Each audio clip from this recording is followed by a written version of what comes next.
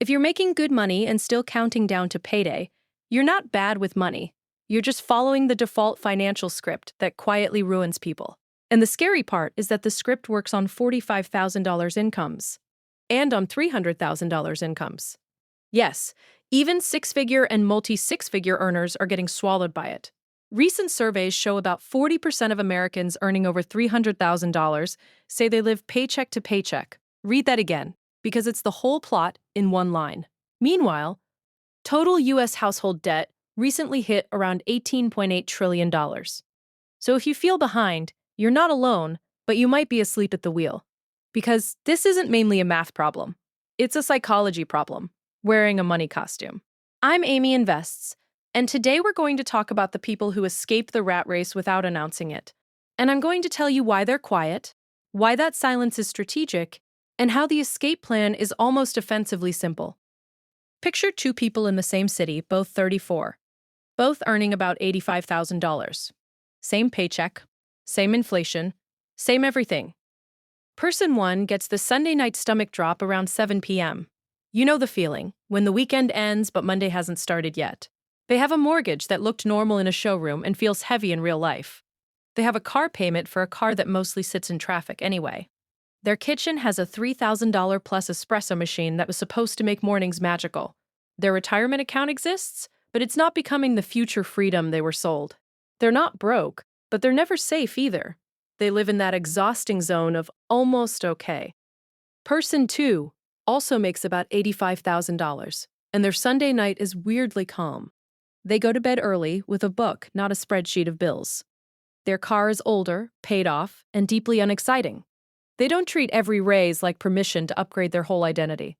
They can ignore work email without feeling like the world will end. And on a random Tuesday, they can book a flight because their budget can breathe. Not because they're rich, but because they're free. So what changed, if income didn't? What did person two understand that person one didn't? And why does nobody who figures it out want to talk about it loudly? Let's define the rat race the way it actually operates. It's not just having a job. It's a loop where your lifestyle expands faster than your peace. You get a raise, and for about 6 weeks you feel powerful. Then your brain normalizes the new level. That's hedonic adaptation. And it is ruthless. A nicer apartment becomes baseline. The upgraded car becomes necessary. The dinners out become just what we do. Then you need another hit to feel the same relief you felt last time. This is why consumer culture doesn't need to threaten you. It just needs to promise you that the next purchase will finally make you feel settled. And it's why "I deserve it" is often the most expensive sentence in the language. Not because treating yourself is evil, but because treating yourself can become your personality. Your spending stops being about function and turns into communication. It says, "Look, I'm doing well," even when you don't feel well at all. And companies love that because identity spending is sticky spending. Then comes the Diderot effect, which sounds fancy and feels painfully modern. Dennis Diderot got a luxurious robe, and suddenly his whole room looked cheap. So he replaced everything to match the robe. One upgrade made the rest of his life feel like it needed an upgrade too. Tell me that's not exactly how buying one nice thing works today. New phone, now your earbuds look sad. New couch, now the rug is wrong. New job title, now your wardrobe has to level up. And none of this is moral failure. It's predictable human wiring meeting a trillion-dollar marketing machine. Now add social comparison, and the trap locks. A psychologist named Leon Festinger showed we evaluate ourselves by comparing to people near us. Not billionaires on the news, but coworkers, neighbors, and friends. So when your friend leases a new SUV, your perfectly fine car starts feeling like a confession. When your coworker posts a kitchen remodel, your kitchen suddenly feels temporary. The rat race isn't about money as much as it's about status anxiety. And status anxiety can't be satisfied, because the winning target keeps moving. Here's the part that should make you angry, not motivated. The U.S. personal savings rate has hovered around the low single digits, roughly 3.6 to 5%. That means many households save less than a nickel for every dollar earned. So the average person isn't building a cushion. They're building a performance. And performances are expensive because they require an audience. So what do the escapees do differently? Not the loud hustle people, but the quiet ones who simply vanish from the treadmill. First, they have a stronger internal locus of control. They believe their choices matter more than their circumstances. So they act earlier. They don't wait for a perfect economy, a perfect boss, or a perfect raise.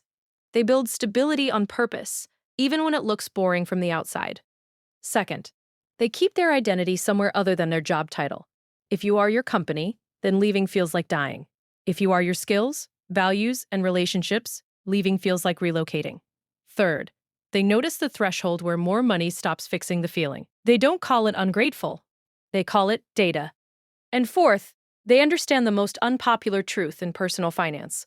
Wealth is what you don't see. That line is brutal because it destroys the whole flex economy. The person with the newest stuff often has the least margin. The person with the most margin often looks average on purpose. And average is camouflage in a society that punishes non-participation. Which brings us to the silence. Why don't these people announce, "I'm done playing this game"? Why do they downshift quietly, stack investments quietly, and exit quietly? Because leaving the rat race is not just a financial act, it's a social threat. When you exit a group, you accidentally challenge the group's story. And most people protect their story like it's oxygen. So if you tell your coworkers you're aiming for financial independence, they don't just hear a plan. They hear an accusation, even if you never said a word about them. Your choice forces a question in their head. If she can leave, why am I staying? That question creates cognitive dissonance, and dissonance is uncomfortable. So people resolve it by dismissing you instead of rethinking themselves. They'll say, "Must be nice," or "That's unrealistic," or "You'll come crawling back." There's also system justification theory, which basically means people defend the system even when it hurts them. It's why someone can hate their job and still mock anyone who tries to escape. Because if the system is optional, then their suffering was optional too. And that is a painful idea to sit with at 7 p.m. on a Sunday. So the escapees learn a rule. Don't argue with runners about the treadmill. Just step off quietly and let your life be the evidence. Which brings us to the silence. Why don't these people announce, "I'm done playing this game"? Why do they downshift quietly, stack investments quietly, and exit quietly? Because leaving the rat race is not just a financial act, it's a social threat. When you exit a group, you accidentally challenge the group's story. And most people protect their story like it's oxygen.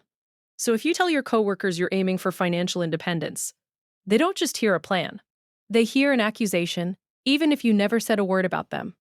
Your choice forces a question in their head. If she can leave, why am I staying?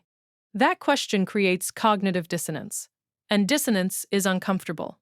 So people resolve it by dismissing you instead of rethinking themselves. They'll say, "Must be nice," or "That's unrealistic," or "You'll come crawling back."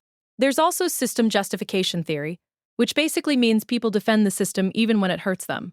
It's why someone can hate their job and still mock anyone who tries to escape. Because if the system is optional, then their suffering was optional too. And that is a painful idea to sit with at 7 p.m. on a Sunday. So the escapees learn a rule. Don't argue with runners about the treadmill. Just step off quietly and let your life be the evidence.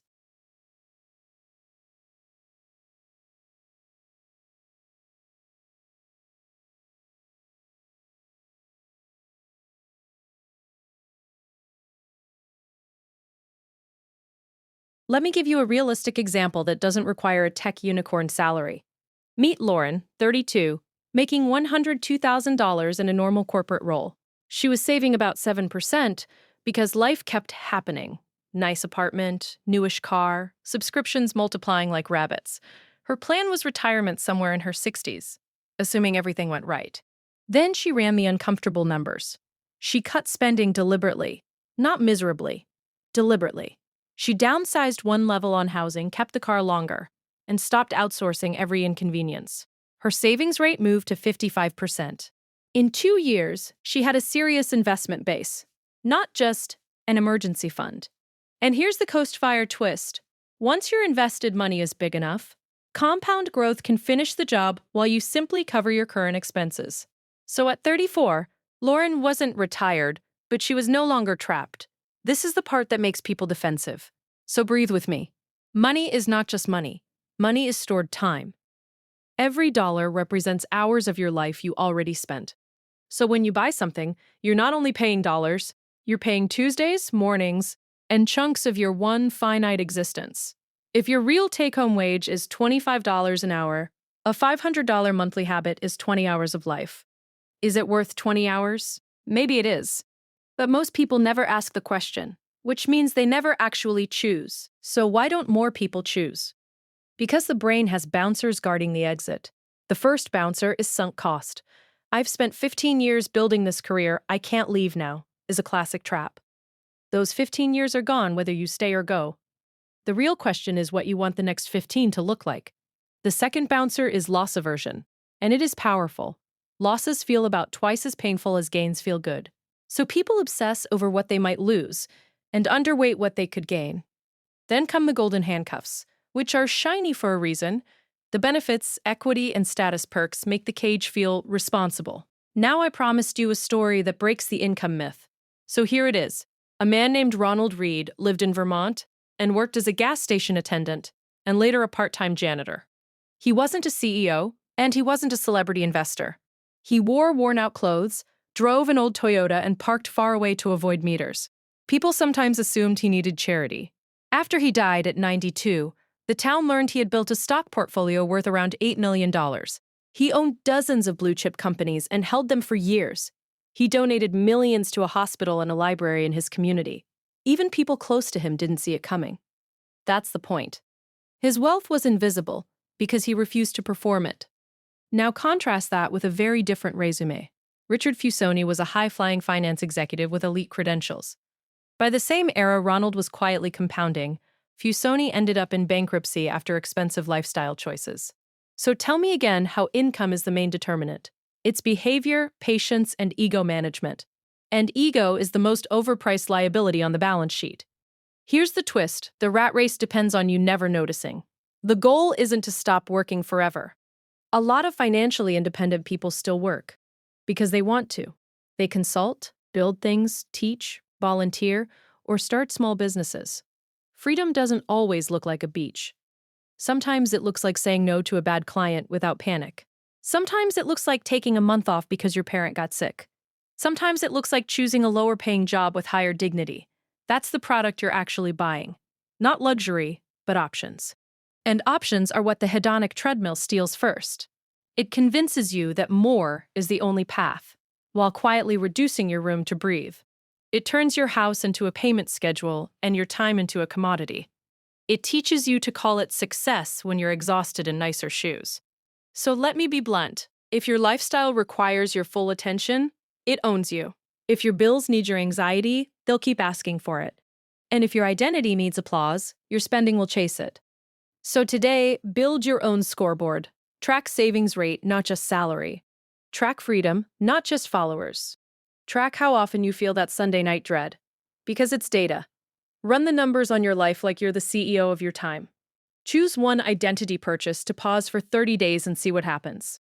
Raise your savings rate by 5% before you chase the next raise. And if you do get a raise, try this rebellious move.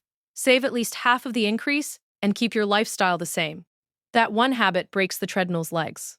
Also, be careful who you announce your plans to. Not because you're sneaky, but because most people hear change as judgment. You don't need permission to want your life back. You just need a plan, patience, and the willingness to look normal longer than your ego wants. Because the quiet exit is often the fastest exit. And when you finally step off, you won't need to argue. Your calendar will say everything for you. Quick disclaimer, I'm not a financial advisor, and this video is not financial advice. If you want more practical money psychology and real-world investing strategy, subscribe to Amy Invests. And I'll see you in the next one.